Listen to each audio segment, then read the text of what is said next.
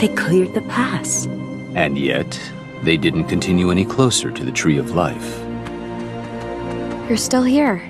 Yes, and I need to apologize. I'm sorry for using my roar, and I understand if you won't allow me to enter, but could you let my friend Ono complete the journey to the Tree of Life? He wasn't part of the earlier fight, and his eyes need healing. Please? Oh. Of course we will welcome Ono. Thank you. But anyone who is willing to put their friend's well-being before their own is worthy as well. Kion, you and your friends are all welcome at the Tree of Life. Oh, thank you.